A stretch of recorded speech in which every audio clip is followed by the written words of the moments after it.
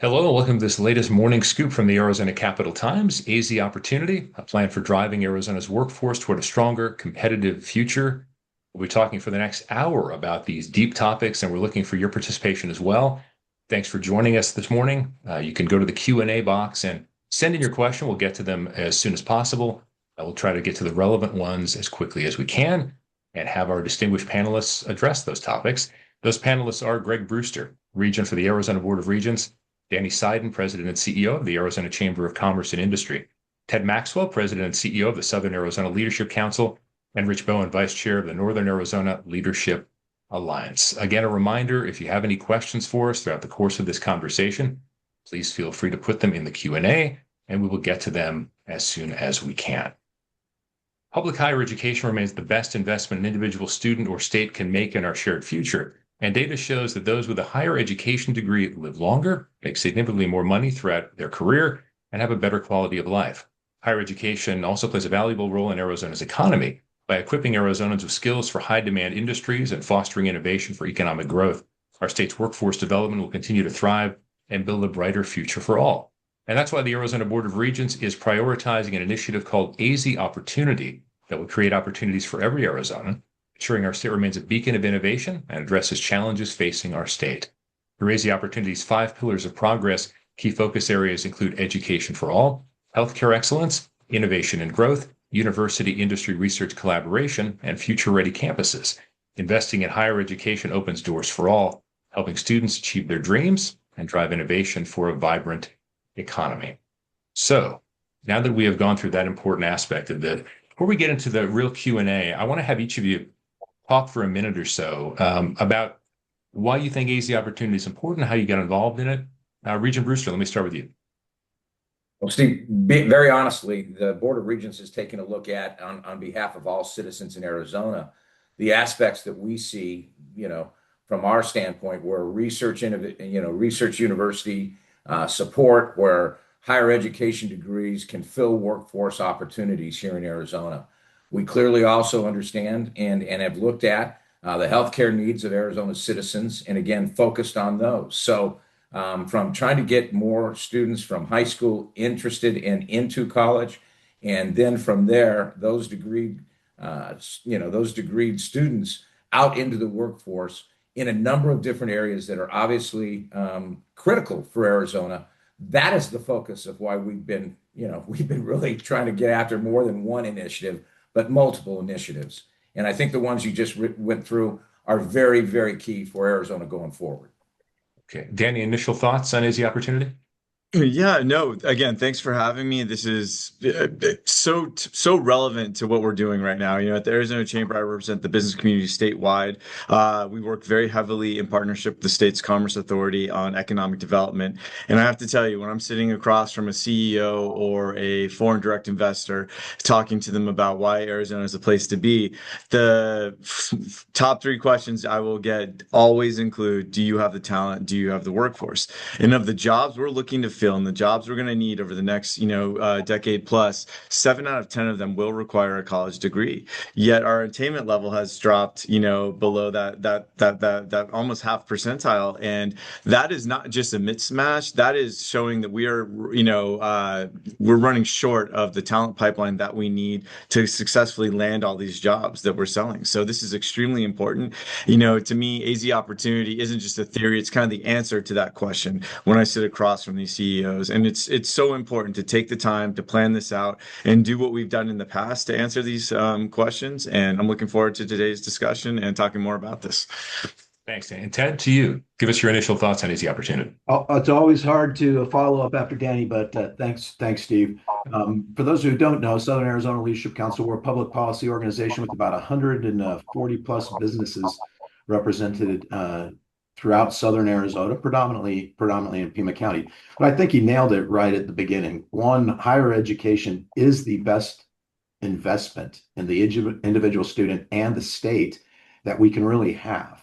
What I really like about AZ Opportunity is, one, it's identifying some areas that we know we're going to need help in the future. Healthcare. There's a focus on the healthcare workforce, and that's critical as well.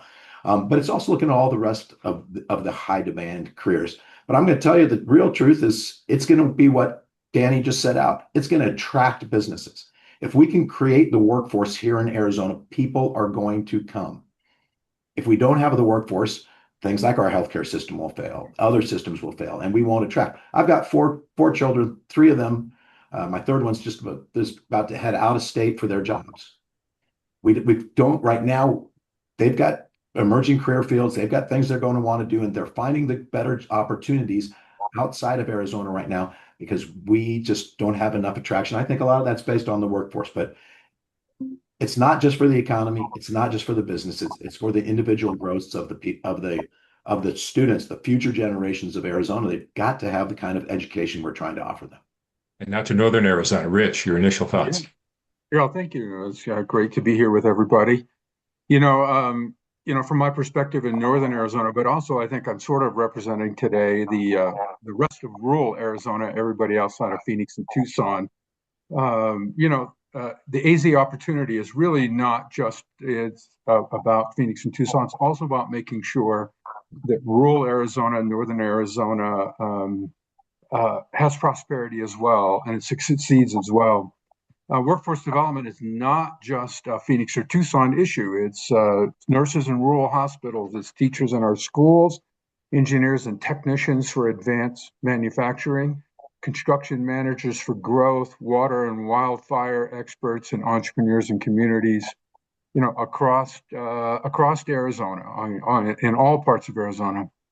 I've spent a good part of my career in healthcare, research, innovation, rural economic development, and around educational campuses at NAU and at the Phoenix Biomedical Campus.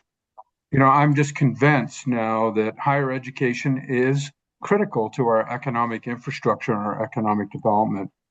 It's important to Arizona's future as our roads, our water, our infrastructure, our energy and broadband. So for our long-term prosperity as a state, we have to create more talent, as the other gentlemen have said. As companies come to Arizona, not just Phoenix and Tucson, but Flagstaff and Yuma and Prescott and Show Low, we have to retain more of that talent. We have to make sure opportunities reach our rural communities as well as our urban centers. Terrific. Thank you all for those great introductory comments. And now we'll get into more of a deeper discussion. And Greg, for you, Dan even referred to it, Arizona's lagging higher education degree rates are well documented. And we know that limits individual opportunity, also our state's ability to compete in a fast evolving economy. So let's begin with the question. What is the actual status of college degree attainment in Arizona right now? To hear the overviews of the three gentlemen focused on businesses coming, I can start this off with saying, unfortunately, it's concerning. Arizona falls below the national average in higher education attainment, and that is a serious implication for what we're trying to do and create opportunities for our entire economy. I got some facts here, and I'll try not to bore everybody here, but less than half of Arizona high school graduates are pursuing any education after high school. I mean, that's mind-blowing that, you're just not getting people motivated post their high school to go seek and be lifelong learners. Imagine a class of 1,000 ninth graders today. 6 years after high school, only 178 of those 1,000 will have earned a bachelor's degree here coming out of Arizona. We, the Board of Regents, have commissioned an update to report on the economic impact of our workforce development. And the preliminary data shows Arizona's currently got a demand of about 54,000 bachelor degree jobs that are out there. So again, think of that annually. There are 54,000 jobs out there waiting for people with bachelor's degree. Unfortunately, we are providing about a shortfall of 11,400 in the current study of being able to fill those jobs. So again, simply by reaching the U.S. average for education attainment, Arizona would benefit by about $5 billion in additional state and local tax revenues over the next 10 years. That's significant as a state continues to grow. The education system is actively working to increase the number of Arizonans who attend and complete college degrees. First, the Board of Regents has taken the lead on FAFSA. And again, that federal application and federal student loan process is something that's critical. We've got to get more and more kids out of high school completing that. FAFSA helps eliminate the financial barrier for many Arizona students facing the chance to go to college. If they don't know they can get in, if they don't apply, they just kind of slide to the side. And again, we can't afford that. So again, over the last couple of years, we have really had one of the higher year-over-year increases in that completion rate. It is a real focus for the Board of Regents and other educational entities to get that FAFSA process up and running here in the state. Arizona has so many incredible partners. We're all working to connect with students and try to get that process going. And again, thanks to the business community, thanks to the, call it high school systems for their counselors to try to push this harder and harder. Thanks for some of the business interests like the spring training, the Cactus League has jumped in with the Board of Regents on this. Our college access teams have also been working hard, simplifying the transfer pathways from everything from school outreach. One area to highlight is the comeback initiative, and this is something I think is really strong for Arizona. Currently, we have over 700,000 Arizonans who have some college degree process going for them. They've gone, but they didn't finish. There's no degree in their hand. So there's many reasons why those students are a target to go back because of economic opportunity. We are pushing very hard to get them back into our 3 universities and again, finish what they started. Higher education has the potential to change a person's life, no question, both financially and personally. We want all Arizonans to have that opportunity. And again, to attend our 3 universities is good, not only for them individually, but it's great for the economy of our state. Thanks, Rick. We'll get to FAFSA in particular and some of those other concepts you brought up a little bit later, but I want to get the other gentleman involved a little bit. So, Danny, you alluded to this in your introductory statement, but I want to dig in a little bit more deeply. For a lot of folks, it seems somewhat obvious that higher education attainment would connect with the business community's concerns about and the need for a competitive workforce for the future. But can you really just connect the dots for us there? Sure. Again, I feel like considering I just came from Select USA, right, which is where every state goes and presents its case to every major foreign direct investing company, and this is where TSMC comes into play and some of these massive multi-hundred-billion-dollar announcements that we've now had. And when you're there, you have to be able to show that you have the workforce for their, if they're going to bet $165 million on you, you have to be able to deliver. We can build the runway all day long in Arizona, the policy runway. We've got the right incentives. We've got the right tax structure. We've got the right regulatory structure. But if we cannot fill those runways with the planes, the workforce, we're going to fail. They've made a bet on Arizona, and now we have to deliver. And that's really what Arizona Opportunity is. The AZ Opportunity is how we answer that bet, how we show that we understand their needs, understand that we can reverse engineer a pipeline. I mean, gosh, the numbers that Regent Brewster just shared with us, it demonstrates I can say the scary part out loud sometimes, that we're looking at a structural shortage when it comes to the workforce that we need. And if we're talking about non-attainment and this some college, no degree population that's floating out there. I mean, think about just a 1% shift of attainment for that. That would be, again, this is napkin math, right? Like 30,000 new workers discovered right there. So we have this great workforce hiding in plain sight on some of this. We could just close that attainment gap. We would have an additional 30,000 workers trained and ready to go in fields of AI, semiconductors, the fields of the future. And that's what's going to help Arizona win the coming jobs war, is that type of preparation, is the kind of work that AZ Opportunity is doing and making. We have to convince, once we have that plan, we have to make sure that the folks down at the legislature and the folks back in DC understand what it is we're doing in Arizona, make sure it's funded properly, and then, continue to honor the bet that I would argue the world has made on Arizona, as we now sit as the #1 state in the country for foreign direct investment and the fastest growing hub of semiconductors, making the most important chips in the world right now. But we need the workforce, we need the investment. It does all connect. Well, I'm not surprised. All of you are bringing up so many good topics that we're going to try to make sure we dig in more a little bit later. But Ted, one angle I wanted to approach with you is, what about the percentage, and Greg mentioned this to some extent, but let's dig in deeper. The percentage of the workforce that has completed some college but doesn't have a degree. What's the impact on the business community from that? Well, Greg mentioned it's just over 23% of the Arizonans over the age of 25 have some college, but not the completed degree. And it's got an impact but it shows that they have the desire to get an education. They have the desire to move on, and we have to figure out how we can do that better. The bottom line is for individual prosperity, some college education increases you about 15% lifetime earnings over no college education. The next step of association, it's about another 15%. The next step to a four-year degree, it's another 20%. Every education is a lifetime learning skill. And in the changes of businesses right now, with more technology, more things going on, people are going to be learning throughout their individual lives. So it does have an impact because it goes to the overall assessment of what's the workforce. I'm going to talk about Raytheon right now. Their business, obviously, with everything going on in the world, there's a lot of focus on what they can do, and especially what they can do here in Southern Arizona.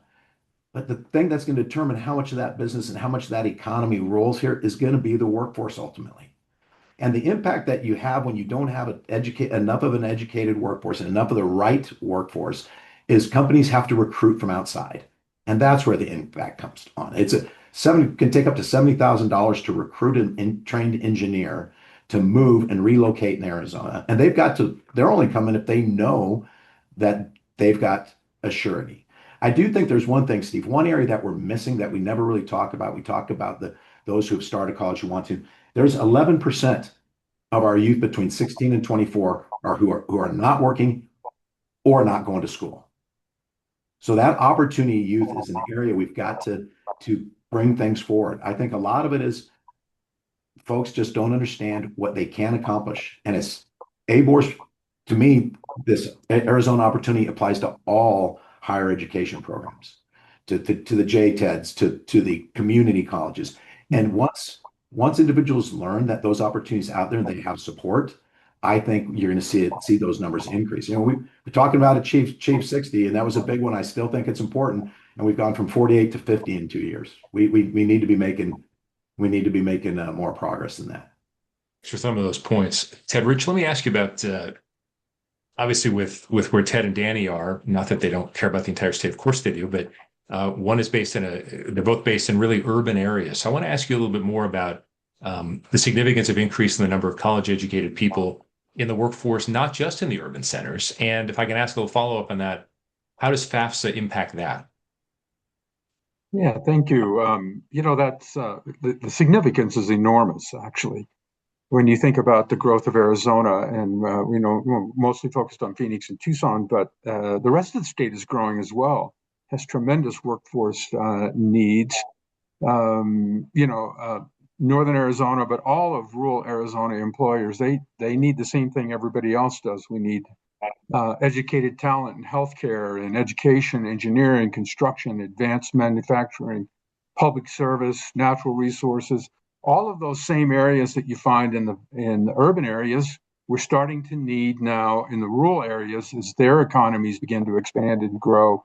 For example, in Flagstaff, you now have a very strong bioscience, medical device, research economy. You now have semiconductor support companies showing up in rural Arizona. We now have, of course, we need more sophisticated healthcare. We need more nurses and doctors in all across Arizona. We need more teachers and counselors. And, a lot of these growing communities, they need planners and public safety and infrastructure and policy and finance. All the things that we need everywhere else, we need in rural parts of Arizona. So the AZ opportunity and the universities and the role they play are absolutely critical to the growth of the rest of the state of Arizona.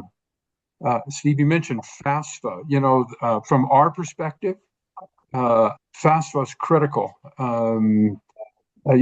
When you're trying to grow the workforce in rural Arizona, the way to build it is to get students who are in those communities locally into college, into community college, into the universities, and to training programs.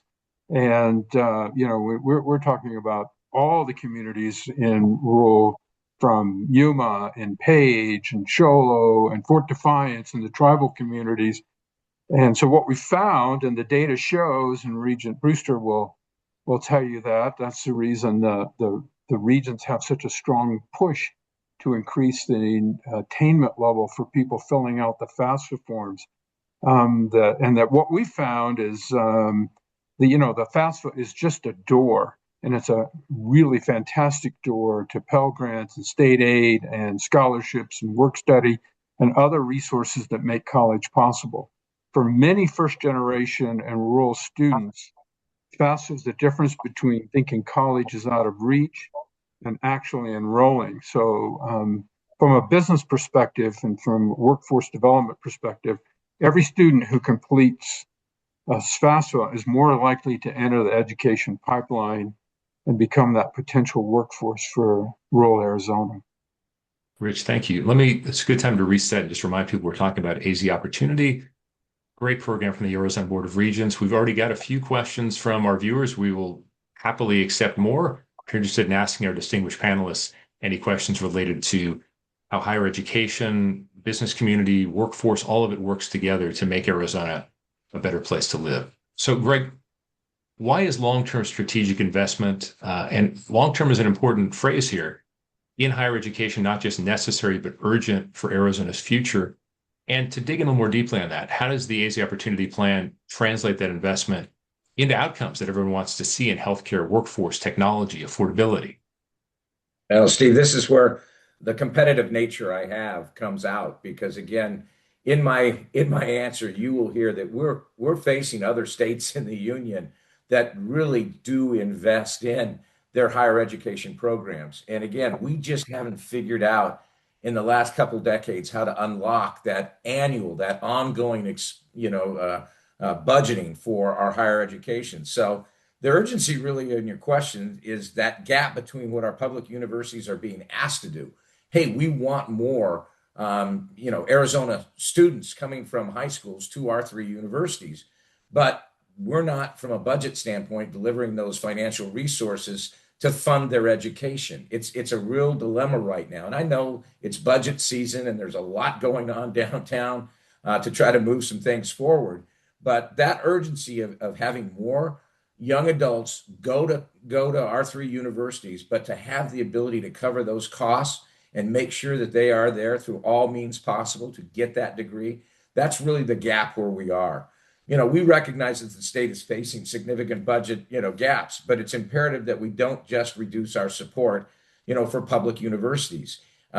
Everybody is worthy, I'm sure, from a budget standpoint. You hear a lot K through 12. You're going to hear a lot of, noise about who's going to get it. You're going to hear vouchers, but you have to keep pushing forward for the economic growth of this state and the various things that we're trying to do. You've got to keep annually funding our universities. It's life-changing research and innovations. It's individual prosperity, as we've talked about. To ensure that our universities can continue to keep tuition affordable, we really do need to have the state step up and provide investment. Currently, and this is a terrible, terrible fact out here, currently only 12% of the university's budget is paid for by the state. 12%. And again, when you're asking for more students to come through that pipeline, to be at a 12% funding level is a real financial strain on the universities to figure out how to have those individuals get through their 4 years and out the other side with a degree. I mentioned earlier, the competitive side of me. I'll tell you, states like Texas, Florida, Georgia are prioritizing the investing and they're investing heavily in their public universities. They are getting that edge economically. When I look at these three gentlemen, those states are really doing the things that are going to put out degreed, capable, economic impact, graduates. And again, if we keep losing that battle to those states, to the earlier comment, we will see our children move out of state. And again, that's what we're not trying to have. We love Arizona. We want things to stay here, including our kids. So without investment, we risk losing that, competitive economic opportunity edge that we have right now. I would also give you the hope. You never just, glass half empty. We are expanding student enrollment. We've launched new academic programs at all three universities. We've taken on major workforce challenges that have come to the state already and being realized through that manufacturing growth here in the state. Long-term stable investment is what allows our universities to plan and grow and deliver consistent results. So Arizona Opportunity outlines exactly what those investments should go. Funding healthcare initiatives, the Arizona Healthy Tomorrow, supporting our infrastructure and research and innovation needs, and expanding financial aid for students. These aren't nice to haves. These are must haves if our state's going to continue to grow. And I'll jump in and say that I think at some point, maybe very late in the conversation, we'll have to return to the budget question. I want to make sure we're not dipping into too political an area here because we want to have a productive discussion. But maybe if we have a couple minutes at the end, we'll come back to that, Greg, because we actually have a pretty interesting question from one of our viewers. But in the meantime, Danny, let me start with you. But Ted and Rich, obviously, I want to go to each of you on this very same question. Arizona's made great headlines for new investments from semiconductor, whether it's TSMC, Danny, as you mentioned, or related industries. It seems like the economic outlook, as far as Arizona on its own, has rarely, if ever, been better for our state. So, Danny, let me start with you. Is there an opportunity to double down on that growth by investing in higher education? And if you have any specific examples of where that might be, that'd be great. Yeah, no, great question, and I'm happy to talk about this. I do want to point out we are a statewide chamber, fight for the rurals just as much as I fight for Metro Phoenix. Yes. To be clear, if I dream scenarios would be every section of our state gets jobs, but in order to attract the talent, in order to attract all the investments that you just referenced, whether it's TSMC, Amcor, LG, all the big ones that we've had recently, you have to have the infrastructure, and talent is part of your infrastructure. And we've attracted the investment. We're winning. All the states that Regent Brewster just mentioned who we're competing against, and trust me, I sit across the table from them and can go toe to toe whenever I can. And no one wants to say what I'm about to say in a room full of optimists. But we've earned, while we've won the business attraction, we have to earn the right to keep it. And when we display a lack of investment in higher ed, we are kind of sending a message that maybe we aren't going to be as TSMC continues to invest more and grow more, that will only happen if we have the talent to fill those jobs. ASU making a huge bet years ago to grow their engineering class to be the #1 in terms of size of the engineering class in the country. That's a huge talking point. We put that on every electric screen we have when we go overseas and when we talk about we know we have the talent here. And why does that matter? Because in order to get TSMC, there's so many things that people don't realize and the role that universities played. I mean, the universities are the R&D section so many times on these economic development deals.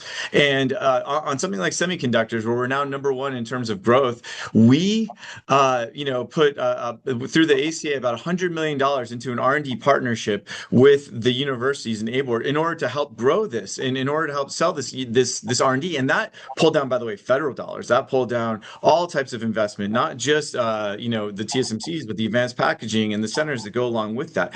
So you want to talk in my terms, talk about ROI. When you're looking at where to invest and where to spend, look at what you get back. The universities have shown repeatedly that they bring more money back per dollar invested than a lot of other places we put. And again, I wish historically we could look back, not to be political, but when you're in tough times, when you're in budget crunches, it's the time to double down on what works. It's not the time to go into full austerity mode and just cut indiscriminately. There's a reason why universities pay off. They are economic drivers. We look at them too much like a cost, and really they are a revenue generation machine. And other states do that better than us sometimes. I'm going to go outside the ones that Regent Brewster mentioned, talk about North Carolina. North Carolina turned their research triangle, their university system in a certain area of that state into a huge economic driver. I mean, it's tough to compete with. And that's why we've actually lost some of our, advanced tech, advanced bio projects. Now, they don't have our infrastructure. They don't have the ability to absorb. I can tell you all the negatives of every state too, and I will happily do so for a whole hour if you'd like it. But that's a good example of a state that's investing in their higher ed. We need to do a better job here, investing in just what works. Stop looking at higher ed as a cost to the state. It is a pure revenue generator. So again, we have to shift that mindset. Otherwise, we won't have the long-term sustainability. I mean, Arizona, make no mistake, we're on a hot streak right now, but a hot streaks only last if you continue to invest in them and do what's right. So we can see this come to an end if we're not careful. Every other state out there, Ohio, Texas, Florida, they are all looking to get on, to pull away the TSMCs, to pull away our pipeline. It's challenging. Yeah. So I know ASU, U of A, and AU are not looking for football coaches, but Danny, I think people would run through a wall after that speech. So maybe we could look into that as a second career. So it's my youth soccer. That's what we do. It's the sense we take it. Yeah. So Ted, let me go to you about doubling down on the investment. Honestly, Steve, I was about to start cheering there. I was ready to go. But that is the truth. That's the fact. And I'm going to go back into the budget because it's so incredibly important. And I don't think it's a partisan issue. I don't think it's got anything. You look first off for businesses, for jobs, they don't ask what's your party. You when you open a business, you want to have some success. But here's the key about what I'm fearing more than anything is the cuts to the university are one thing, and Regent Brewster's talked to you about the declining percentage of the funds that the states, helping out with the universities, but the TRIF cuts. Okay, so the research funding cuts are absolutely critical because everything in AZ opportunities is in the research cuts. The proposed $25 million cut, predominance that will be felt on the University of Arizona just because of the way it plays out. But it includes things like the advanced AI-driven cancer center therapies and personal treatments, and they've got a building that's being developed to take those healthcare initiatives to the next step for innovation. Another word used in Arizona opportunities is innovation, and we know what we're going on with healthcare. I sit on the Kyle Institute for National Security Board. Down here, we have a certified classified research or facility that we can do some very significant research, which is going to go back into the things that are driving our future economy. Space and national security are a critical issue. Will be strongly impacted. AI and health. These are all things the universities do the research to keep us on that cutting edge that Danny was talking about, keep us with the opportunities to do things that other people aren't doing, because guess what? If it's developed here, it's predominantly going to stay here, especially when it's being driven through the universities for the research. So it's not just trying to keep the cost low, which I believe is the responsibility of the state legislature, to keep the cost for Arizonans to attend, advanced further their education, but it's also for the research we do. We set ourselves aside, and Danny stated it real clear. Yes, we've had a lot of wins. Things are looking positive, but we're getting so much more pushback on all the things that are going to drive the next generations, whether you take it from the conversation around data centers, around we have to address both the technological needs and how to manage our resources so that we can continue to support that going forward. I mean, Danny and I, we opened this conversation talking a little bit about water. We've got to address those. But if we don't address those and continue to drive our innovation going forward, our business, our economy going forward, we're going to be in a lot more hurt because we will be losing both jobs, opportunities, and our kids and everybody else to leave the state. And Arizona will face financial problems. Okay, Rich, let's talk urgency, where you'd want to double down. I have to say amen to all three gentlemen, to Danny, Ted, and Regent Brewster, because they've certainly highlighted the challenge we face as a state, not only in Phoenix and Tucson, but across rural Arizona. Arizona has a long history of boom and bust. We want to get out of that cycle for sure. And, it's exciting, right, to see all of the incredible announcements about the investments by TSMC, all the growth in semiconductors. But the universities absolutely drive through research and through training, not only the workforce, but the future prosperity of the state and the whole state, all the rural areas of the state as well. And I'm all about how we can remain competitive and how we drive. And as Danny has said, other states, they're not sitting around just watching Arizona saying, "Hey, this is great to see you guys doing well." No, they're trying to out compete us, outwork us, out invest us. And my experience has been that the investments in the universities have been critical to where we're at today. We are not at the point we are today without having made investments in the past in the universities, but I feel very strongly that we're falling behind in that, and that our future, the prosperity of the state, the future wealth of our children, our next generations, are completely tied to our investments in the university, and then our commitments and people like you all to driving policy, to driving the competitive things that we need to do in order to succeed as a state. But and so, one of my roles is to then also do that for rural Arizona. How does rural Arizona step up their game? How do they get competitive? How do they support the universities? How do they increase their educational attainment so they're not only increasing their own prosperity and future growth and future success, but they're also contributing to the whole state's future growth and success. So, thank you, Rich. Okay. Hey, Greg, I've got a couple. Yeah, go ahead. If I could just follow up real quick, one thing Sure, we Ted. Yeah. talked a lot about the universities there, but I don't want to. Another big driver of our skilled workforce is our community colleges. And you've got the technical degrees we need to double down on the investments we've got in here are going to require folks with skilled trades. And there's a lot of the ability to go to those community colleges and get through their centers of excellence, like we've got down here, through the certifications, the advanced degrees. That will help us fill both the current need for those technicians, but it also, an associate degree leads to a bachelor's degree, which leads to higher. I mean, it's just the beginning. We've got to get those youth that maybe think they don't have a chance, show them the door where they do have a chance. They can do it efficiently, they can do it effectively, and they can get started in these very skilled trades. And that's how we're going to double down on all the technology gains we've had. Yeah, Ted, you mentioned those 16 to 24-year-olds earlier, which I thought was an interesting statistic that some are not going to either school or to work. Greg, let's boil down to some more details about AZ Opportunity. AZ Healthy Tomorrow. What are the state's 3 public universities doing to meet Arizona's healthcare workforce demands? Because that was one of the industries that even during the Great Recession, Arizona still stayed strong there. Yeah, Steve, this is passion for me because my 43 years in industry have been in the healthcare industry. That's where I've worked. That's where I've made my living. That's where I have a real passion for the physicians, the nurses, the technicians out there. And again, the old saying goes, a person with their health thinks of 1,000 things they want to do and accomplish. The person with bad health only thinks of one thing, and that's getting their health back.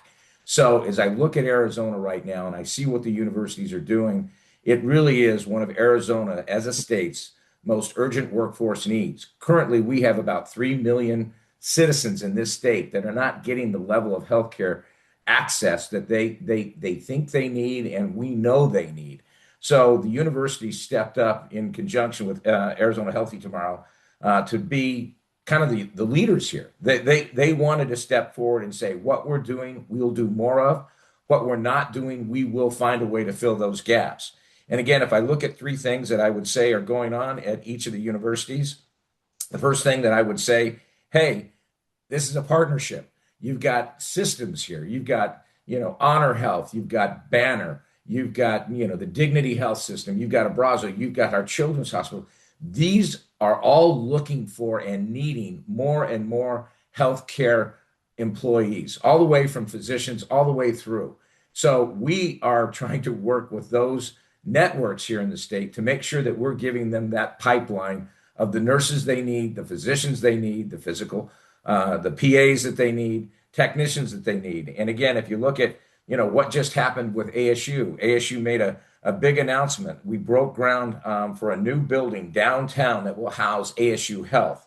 This is the first, this is going to be a medical center, which the state desperately needs. And it's also going to be an advanced medical school filled with all the things that ASU could bring to bear to help our healthcare here in the state of Arizona.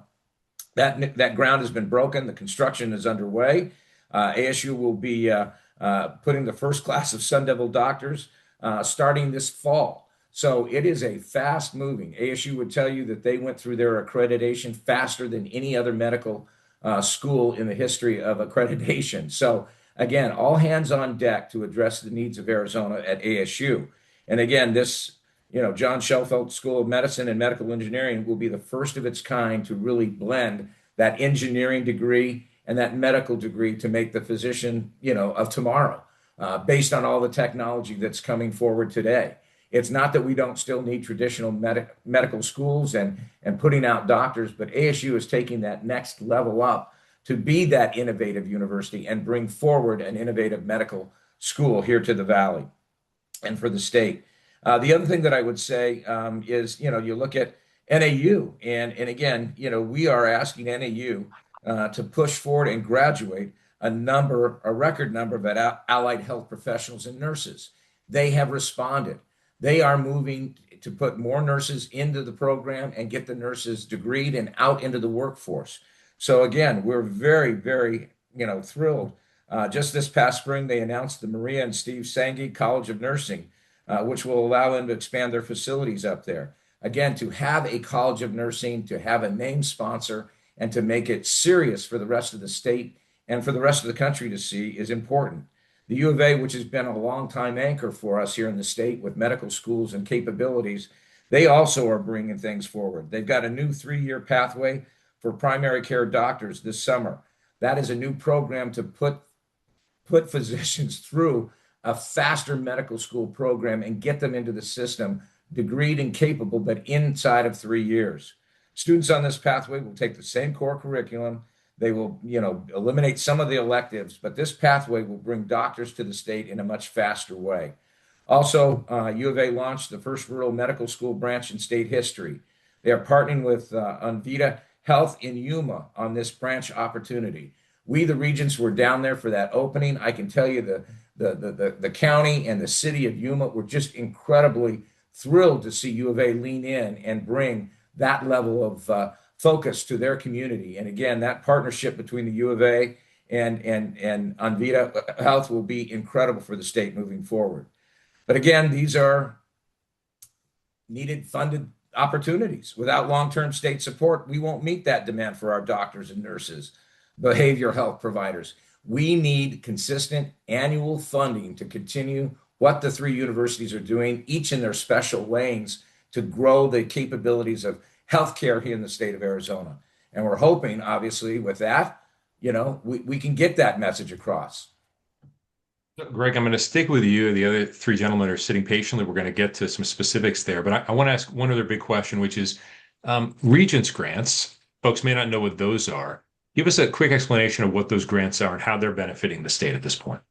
The Regents grants are really an outcome of what we see the universities doing incredibly well with their faculties and their schools. And again, when we look at certain things that Arizona needs addressing, especially in like agriculture, mining, water, there are different avenues of investment that the Board of Regents will fund these opportunities. Again, the faculty at our 3 universities are truly top in their field. So in those areas of ag, water, mining, we also try to take a proactive approach to kind of seed money for those programs that, again, generate ideas and opportunities that can help, the state. And again, we've done forever chemicals with the firefighters, and the firefighters have benefited from understanding and looking at all the chemicals they're exposed to. How do we reduce their risk as firefighters for our state?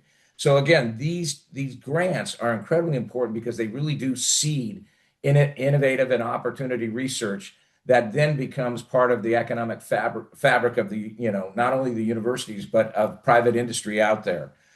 So again, we've hosted future Arizona events where we convene experts. And again, they bring us their ideas and their opportunities. We're always looking for those next areas that we can invest in using the faculty and the capabilities of our three universities.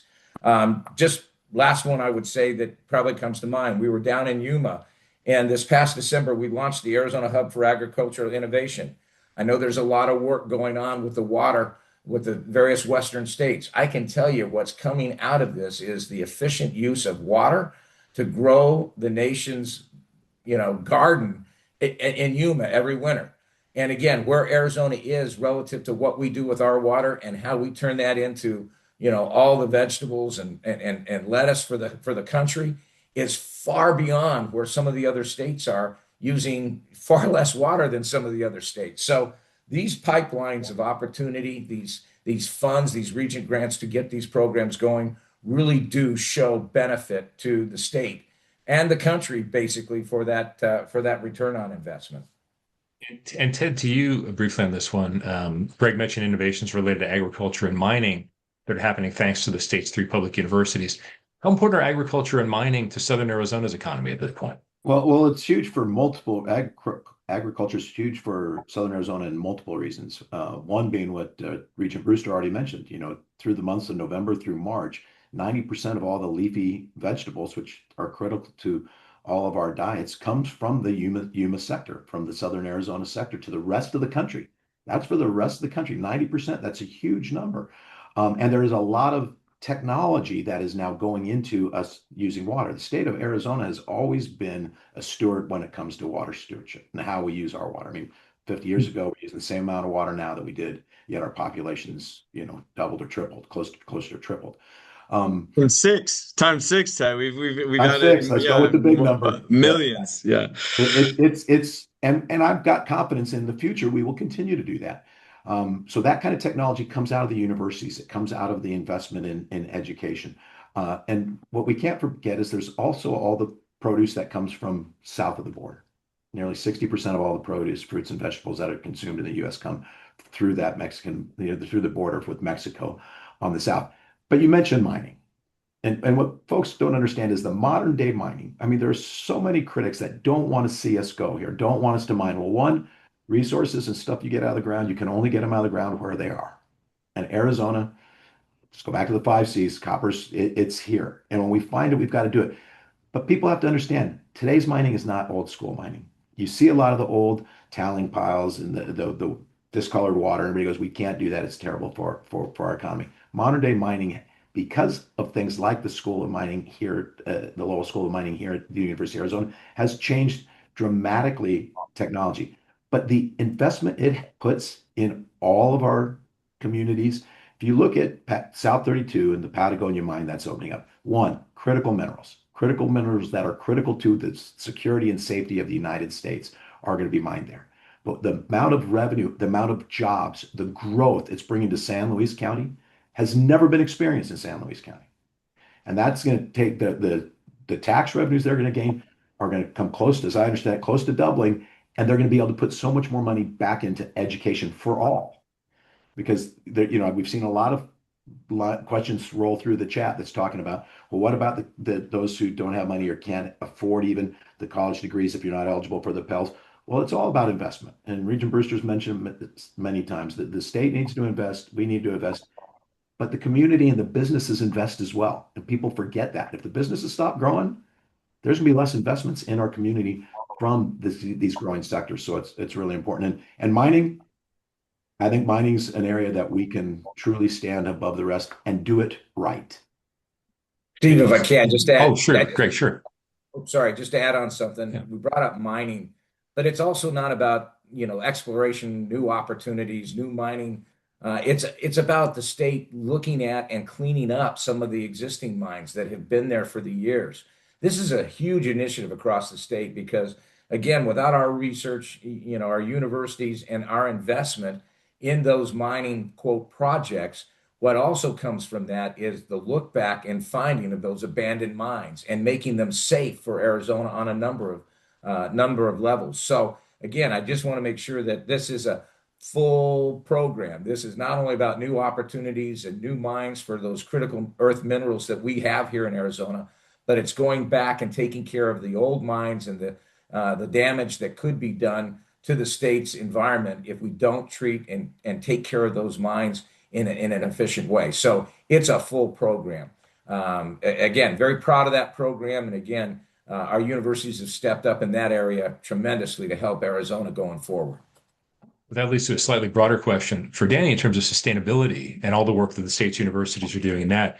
How important is that in terms of the future education of the state and also economic impact? Sustainability is obviously something that's greatly embraced at our state's universities. No, again, I feel like every answer has kind of tapped into that question, right? That we have built up so much economic momentum, but that can all be taken away, overnight. I mean, the way I look at it, Steve, when I've had the pleasure of sitting across the table from some of those powerful companies in the world, listening to why they're looking to invest in Arizona, why are they choosing Arizona? And sometimes I get so proud of what we've been able to do. But the reality is, we are kind of, to be perfectly honest, we're kind of living on borrowed time when it comes to you look at how we fund our universities versus how some of our competitors fund our universities. And when you're on borrowed time, which by the way, we get borrowed time through fantastic leadership from Dr. Crow, Dr. Cruz Rivera, Dr. Garrett Mellon down at U of A is doing a fantastic job, taking big swings, setting big vision. We got borrowed time, but borrowed time in this world translates into borrowed talent. And if we're not careful, we're going to lose all of these projects to other states. Our graduates are going to go elsewhere where they're more valued, and that's a scary place to be. So to make it sustainable, you have to fund it. I'm not trying to be political. This is honest. You've heard this term. You're a journalist. People like to say economic development is often a race to the bottom. It's kind of like who can create. Who charges less, right? What does it cost to do business in Arizona? And we'll brag about that, how we compete all day long. But the next phase of competition, what comes next, isn't about who charges less. It's about who produces more. And how we produce more is through our universities. That's how we produce more graduates, more talent, more research. And by the way, just in general economy, research turns into businesses turns into jobs. When you stop funding that, it starts to go away. And we should know better. But again, we have to fund our universities.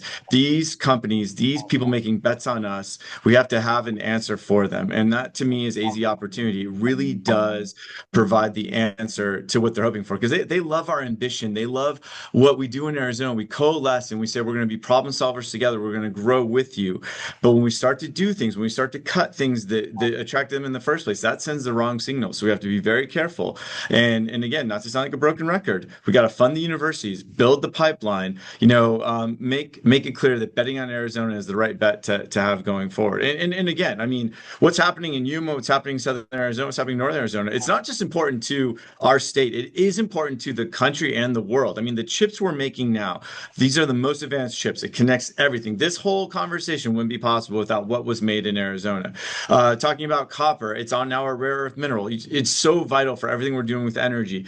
Talking about Yuma and 80 to 90% of all the leafy greens coming out for winter. We feed the country with it. But right now there's a conflict going on, and we should always keep our soldiers in our thoughts and pray for their safety. But those drones, a lot of the missiles, the defense, that's being made down in Southern Arizona. I mean, we're defending the world right now with what we make in Arizona. So again, everything we're doing here matters, and it would not exist without our talent pipeline. And I always look back to what I know worked in the past, and that New Economy Initiative was a brilliant masterstroke by the Board of Regents and the universities to say this is going to be the talent we need for the jobs and the economy we want, going back to the Great Recession. And they were right. We bet on them. We funded the New Economy Initiative, and it is paying off right now. But we got to keep it going. We got to do what's next, and AZ Opportunity is what's next. So, Rich, because we're down to about 7 minutes left, I want to go to the big picture, talk to you as a businessman. The initials ROI, when people hear return on investment, one of those things too, if people say, well, if we're going to invest more in the universities, what are we going to get out of it? Give us what you think the ROI is on this sort of work at the universities. Sure. Yeah. From a business perspective, thank you. The ROI for me shows up in 4 phases. First, it's the student and family return, higher earnings, more career mobility, greater economic security. Second, it's the employer return, deeper local talent pool, less time spent recruiting from outside the state, better retention, stronger productivity. Third, it's the taxpayer return. Higher wages produce a stronger tax base, and university alumni working in Arizona contributed materially to the state revenues. Fourth is the community return, better healthcare access, more resilient infrastructure, more startups, more research dollars, more young people who can see a future in their own communities, especially in rural communities. This is not a speculative investment that we're making in the universities. The data consistently shows that degree attainment increases earnings. We also, employers are asking for more talent than the current pipeline can supply.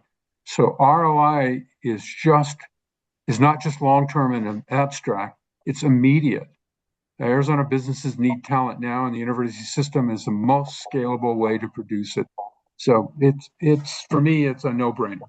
Yeah. And Ted and Danny, I've got to get you on the ROI train as well. Ted, what about ROI? Where does it come down to for you? Well, I think Rich hit it all, but I think the one area you may have missed is, remember, that's going to lead to reinvestment. If you don't have a good, solid return on investment that's coming back in, you can't reinvest it back into your universities, into the into the economy, into the healthcare, all the other things we've talked about. So the challenge is if we don't invest now and we don't create that opportunity for the businesses to have businesses and the communities to have that ROI that Rich just talked about, it's just going to go sideways or at worst downhill. Yeah, Dan?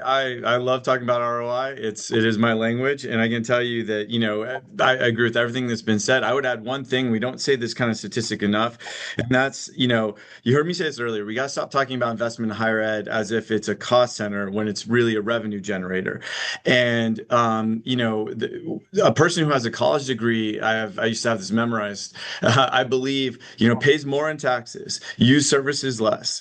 It benefits the entire economy. It benefits everyone who has a college degree in a state, benefits people who never set foot on a college campus as well. The ROI on dollars going into our universities benefits the entire system. We always want to segment things out. There's always these conversations about we're talking about one part of the economy or not. It's all connected. It's all connected. Those who have college degrees and what they produce are so connected to those who don't.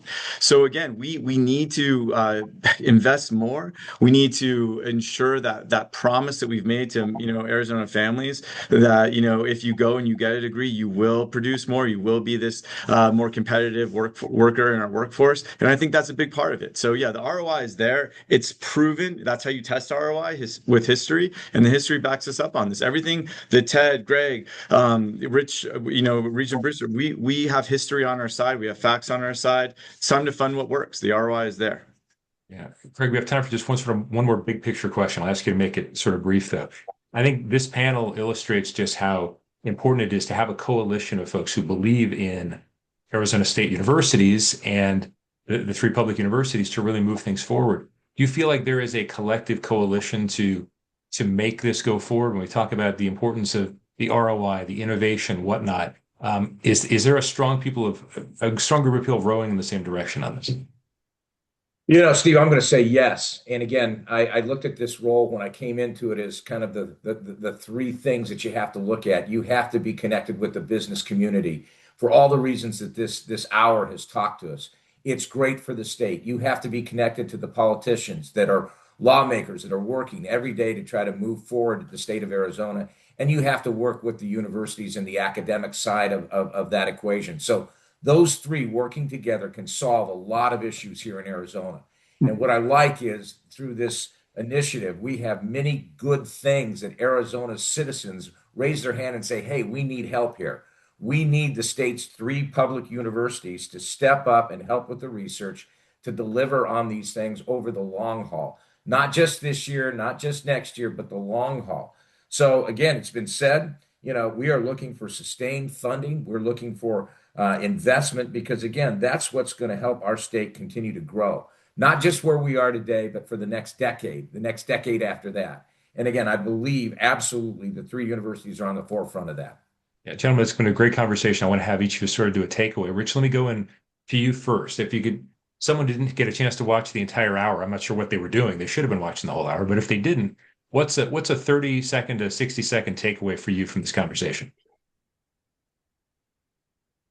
Well, absolutely. And as Arizona faces the future, and we're in an innovation economy across the United States, and we have incredible opportunity, right, to succeed and grow and become among the top 5 states in almost everything that we do, from bioscience to research to everything that Arizona is. But the universities are absolutely key to us being successful in competing in that national and international innovation economy. So what I take away today is that if we have to be very intentional and very I can't even think of the term, but we just have to invest in our universities at a higher level than we do today, recognizing they are the economic engine. Ted, what's your closing statement to folks watching? My closing statement, we've been talking a lot about the universities and we can't oversee that. That is where the goal should be. That's where all of our innovation, a lot of that comes around. But we've got to remember, it takes the whole pipeline. And we've got high school graduation rates that are too low. We've got to figure out, we've got to address that. We've got to make sure that everybody has the opportunity to get to that next level. For some, it's going to be a long process. For some, they're going to get there right away. but we've got to remember education, innovation is the most important investments we can make in our human beings and our citizens, especially for the growth of the state of Arizona. Danny, we're ready to run through a wall for you. Come on, what's your final statement? I just want to say thank you so much for having me. I know there's a lot of Q&A. It looked like it was popping up there at the end. If anyone wants, I know you can share my email. I'm happy to answer questions. I'll correspond. I'm usually really good at that. I enjoy it. I like to do my best. But I would just end with kind of repeating what we said at the very beginning, and that is that people have made a huge bet on Arizona. The world is watching us. They're questioning whether or not we can deliver on the big talk that we've made. I think AZ Opportunity is the answer to that question. I think we need to fund it. I think you'll see us looking to fund it outside of just the general fund. This is long-term and bigger conversations. And by the way, that goes all the way down from K-12 through community colleges up. It's all connected. Please have that as your takeaway. Everything we do here is connected to the others. But specifically when it comes to funding universities, there's a proven ROI. You people who are paying taxes and watching this know that for every dollar you invest, for every one of your tax dollars that goes into those universities, that brings more dollars back into the state. That keeps your children here. That gives them a place to work. And that's what we're fighting for. That's why we get so passionate about this. And that's really what we use to sell the state, to advertise what a great place it is, what a state of opportunity is. We are the last meritocracy in the United States. It doesn't matter where you're from, who your family is. You can come here, you can work hard, you can go to college, and you can have the American dream. That is Arizona, only if we keep funding it. Regent Brewster, you get the last word, sir. Boy, there's so many good words here. I'm just going to say it. The Board of Regents is here to support the three universities and, more importantly, the citizens of Arizona. We understand that every dollar given is a dollar returned. It is a safe bet. And again, we've got to get to be where other states have moved. It isn't where we are today. We're great where we are today. But if we're going to stay great and tackle some of the initiatives for the citizens of Arizona, we have to keep investing in our universities. And the promise from the Board of Regents is we will give you outstanding presidents. We will give you outstanding university faculty. We will give you that engine to get those returns. It's a good bet. Make it. This has been the latest morning scoop from the Arizona Capital Times. AZ Opportunity, a plan for driving Arizona's workforce for a stronger competitive future. Thank you to all of you who viewed us live. We appreciate your time this morning. Especially, though, a great appreciation to our panelists, Greg Brewster, Regent for the Arizona Board of Regents, Danny Seiden, President and CEO of the Arizona Chamber of Commerce and Industry, Ted Maxwell, President and CEO of the Southern Arizona Leadership Council, Rich Bowen, Vice Chair of the Northern Arizona Leadership Alliance, and I'm Steve Goldstein. Gentlemen, thank you so much for your time today and the great conversation. Thank you. Thank you.